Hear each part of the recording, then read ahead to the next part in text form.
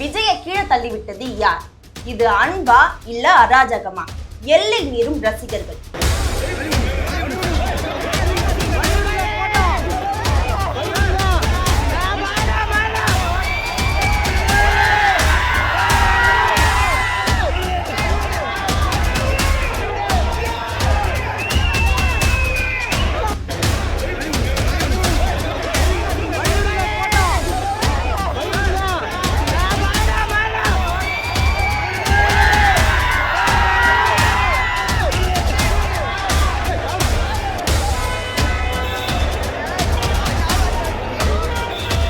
வணக்கம் மக்களே.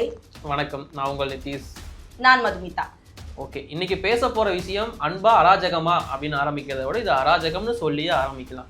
அதாவது உங்களுக்கு ஒருத்தரை பிடிக்கும் அப்படின்னா அவர் கூட போய் ஒரு போட்டோ எடுத்துக்கலாம், அதிகபட்சம் கை கொடுக்கலாம், இந்த ஆசை இருக்கலாம் தான்.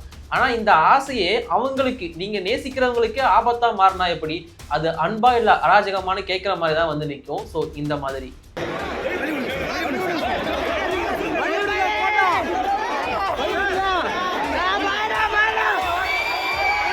நேற்று நடிகர் விஜய் இல்ல தாவேகா தலைவர் விஜய்க்கு நடந்ததை நினைச்சா இப்பவும் பயமா தான் இருக்கு. ஏன்னா அவர் நிலை தடுமாறி அங்கேயே விழுந்துட்டாரு. 28 டிசம்பர் அன்னைக்கு நைட்டு 9:15 மணி இருந்திருக்கும். ஆடியோ லான்ச் முடிச்சுட்டு மலேசியாவில இருந்து விஜய் சென்னை வராரு. ஸோ அவர் வர விஷயத்தை தெரிஞ்சுக்கிட்ட ஃபேன்ஸ் எல்லாருமே அங்க படையெடுக்க ஆரம்பிச்சுட்டாங்க. கூட்டமா அலைமோதி நின்றுருக்காங்க. முக்கியமா விஜய் 5ஆம் நம்பர் கேட்டு வழியா வராருங்கிறத தெரிஞ்சுக்கிட்டு அங்க இருக்கிற பேரிகேட் எல்லாம் உடைச்சிட்டு ஃபேன்ஸ் எல்லாருமே அவரை நோக்கி போக ஆரம்பிச்சிருக்காங்க. இந்த நெரிசல்ல சிக்கி யாரோ தள்ளிவிட்டோ இல்ல கால் தடிக்கையோ அவர் கீழே விழுறாரு. உடனே செக்யூரிட்டி எல்லாரும் பதறி போய் அவரை தூக்குறாங்க. அங்க இருந்த எல்லாருக்கும் ஒரு நிமிஷம் ஹார்ட்டே நின்றுடுச்சுன்னு சொல்லலாம். அது மட்டும் இல்லாம அவர் மறுபடியும் காருக்குள்ள போற வரைக்கும் ரசிகர்கள் அவங்க சூழ்ந்து நின்றுட்டாங்க. கார் மேல ஏறி அது வேற ஒரு தனி அட்ராசிட்டி எல்லாம் பண்ணிட்டு இருந்தாங்க. என்னங்க இதெல்லாம்? ஆனா இதெல்லாம் முதல் தடவை கிடையாது, ஆல்ரெடி இதை பண்ணியிருக்காங்க. ஏன்னா இதே மாதிரி தான் கொஞ்ச நாளைக்கு முன்னாடி ஹைதராபாத்ல நிதி அகர்வால ரசிகர்கள் எல்லாமே சூழ்ந்துக்கிட்டு பயம்படுத்தினாங்க. சமந்தாவோட நிலைமையும் இதே தான்.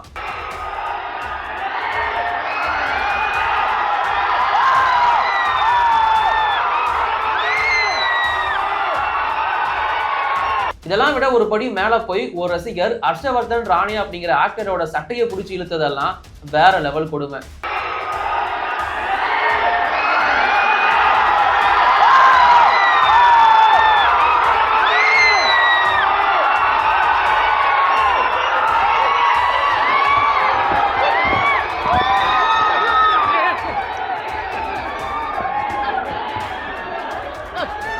இவங்க எல்லாமே உங்களுக்கு தெரிஞ்ச ஸ்டார்ஸ் தான், உங்களுக்கு பிடிச்ச ஸ்டார்ஸ் தான், இல்லைன்னு சொல்ல. ஆனா அவங்களும் மனுஷங்க தான்.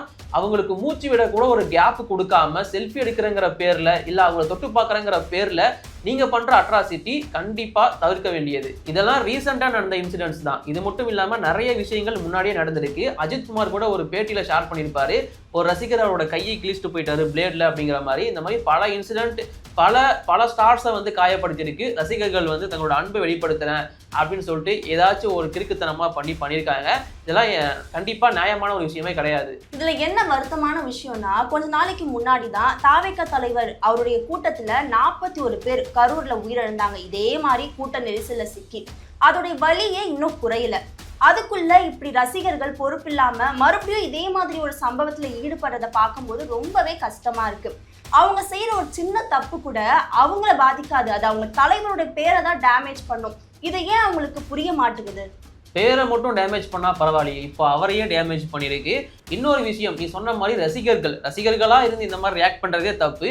இப்போ அவங்க ஒரு தொண்டர்களா வேற மாறி இருக்காங்க. ஆனாலும் அவங்களோட ரியாக்ஷன் திரும்பவும் இப்படிதான் இருக்கு. இது ரொம்ப கேவலமான ஒரு விஷயமா தான் நான் பாக்குறேன். திரும்ப இந்த மாதிரி பண்றது நீங்க சொல்ற மாதிரி விஜயோட அரசியல் இல்ல, அவரோட கௌரவத்துக்கு இது ஒரு பெரிய இழுக்காதான் அமையுங்கிறது என்னோட ஒப்பீனியன்.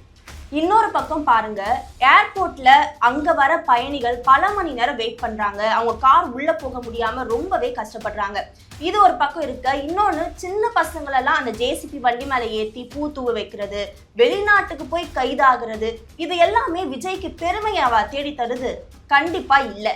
கடைசியா நம்ம ஒண்ணுதான் சொல்லணும், நீங்க ஒரு தலைவரை இல்ல ஒரு ஸ்டாரை ரசிக்கிறது தப்பு இல்லை, ஆனா அந்த ரசனை அவங்களுக்கு ஆபத்தா மாறிடக்கூடாது அப்படிங்கிறது தான். உங்களுக்கு பிடிச்ச ஸ்டார் கிட்ட நீங்க செல்ஃபி எடுக்கிறதோ இல்ல கை கொடுக்கறதோ உங்களுக்கு ஒரு பெரிய ஆசையா இருக்கலாம்.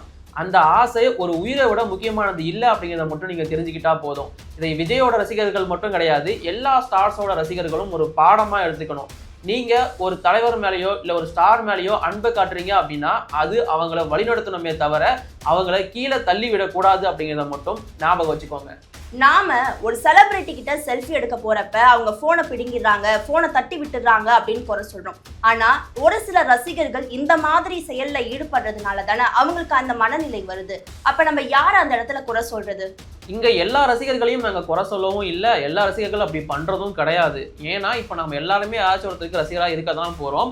பட் இங்க அதீத ஆர்வம் கொண்டு, அது மேபி ஆர்வ கோளாறுத்தனமா கூட இருக்கலாம், ஏதாச்சும் ஒரு விதத்துல நான் போய் அவர்கிட்ட போட்டோ எடுத்துடணும், நான் ஃபேமஸ் ஆயிடணும் அப்படிங்கிறதுக்காகவே சில விஷயங்களை சில பேர் இப்படி பண்ற மாதிரி இருக்கு. இதுதான் பல பேருக்கு கெட்ட பேரை வாங்கி கொடுக்குது. இப்ப இவங்கெல்லாம் பண்றது இவரை குறை சொல்ல மாட்டாங்க, தள்ளி விட்டவரை குறை சொல்ல போறது கிடையாது, அங்க கூட்டணி நெரிசல் ஏற்படுத்தின எல்லாரையும் குறை சொல்ல போறது கிடையாது. விஜய் ஃபேன்ஸ் வந்தாங்க, விஜய் தொண்டர்கள் வந்தாங்க, அவங்க இதை பண்ணாங்க அப்படிங்கிற மாதிரி தான் நியூஸ் சேனல்ஸ்ல இருந்து எல்லாருமே பேச போறோம். ஏன் நாமளும் அதை தான் பேசிட்டு இருக்கோம். ஸோ இது உங்களோட ஸ்டாருக்கோ இல்லை உங்களோட தலைவருக்கோ தான் கெட்ட பேரா மாறுங்கிறத மட்டும் நீங்க ஞாபகம் வச்சுக்கிட்டீங்கன்னா அடுத்த முறை இதை பண்ண மாட்டீங்க. அண்ட் ஒரு உயிரை விட வேற எதுவுமே முக்கியம் கிடையாதுங்கிறதும் உங்களோட மைண்ட்ல இருந்தா சந்தோஷம் தான். இந்த இன்சிடென்ட்டை பத்தி நீங்க என்ன நினைக்கிறீங்கன்றத மறக்காம கமெண்ட்ல சொல்லுங்க, சப்ஸ்கிரைப் பண்ணுங்க. நாங்கள் அடுத்த வீடியோவில் சந்திக்கிறோம். இப்போதைக்கு கிளம்புறோம். நன்றி.